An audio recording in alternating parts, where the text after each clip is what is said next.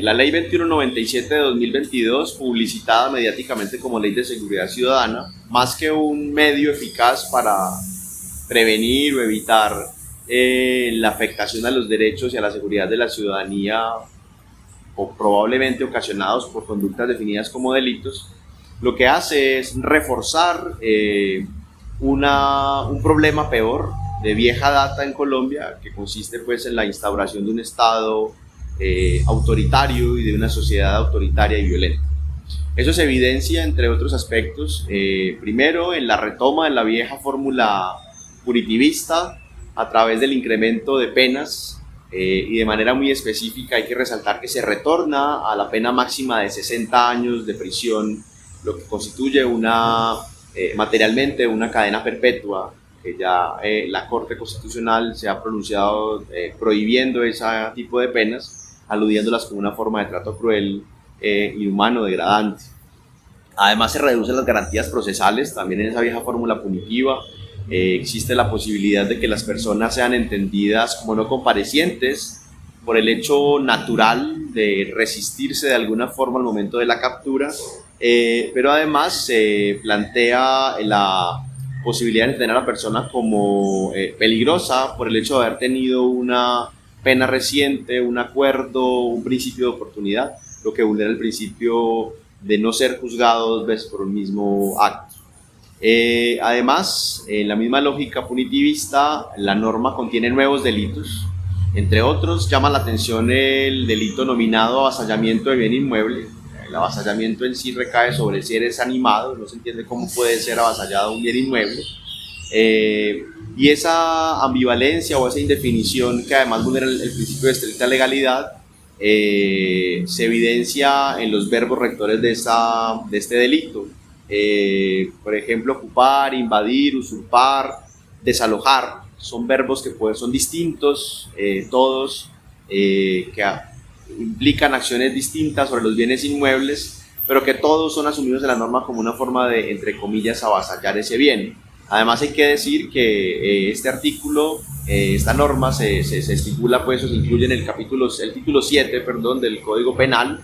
corresponde a los delitos contra el patrimonio. No se entiende de qué forma o hay una antijuricidad, por decirlo de otra manera, en ese delito, en el entendido de que esas acciones no afectan a ese bien jurídico.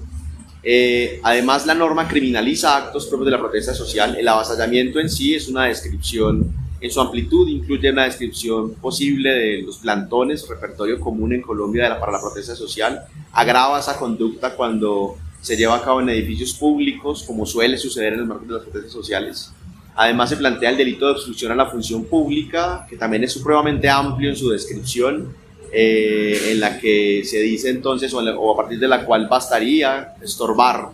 al procedimiento de un funcionario público para incurrir en un delito, lo que además también podría ser o recaer en la criminalización de conductas o de acciones ciudadanas, como las comisiones de verificación que hacen control al respecto de los derechos humanos en el contexto de las protestas.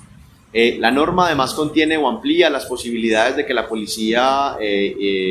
lleve a cabo actitudes o acciones autoritarias y arbitrarias. En ese sentido se reforma el traslado por protección, una figura que ha sido muy polémica por el uso arbitrario que han hecho los policiales de esa figura, de ese medio de policía, en contra de poblaciones discriminadas o de personas que participan de la protesta social.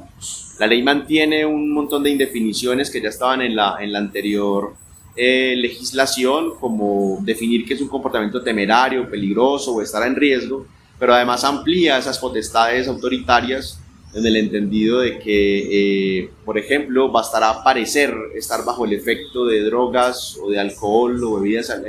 alcohólicas para que el policía proceda con el traslado, lo que de facto es una privación de la libertad y una acción sancionatoria en contra de las personas por el hecho mismo de consumir.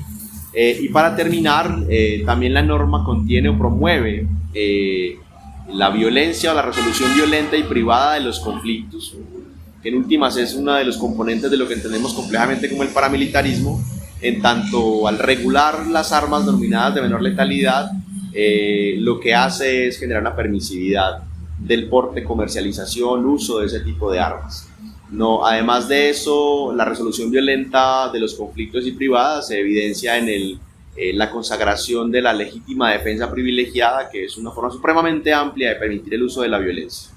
De esta manera, se consolida en Colombia, o se sigue consolidando, una política criminal autoritaria con aparentes visos de Estado de Derecho y de legalidad, pero que realmente se corresponde con formas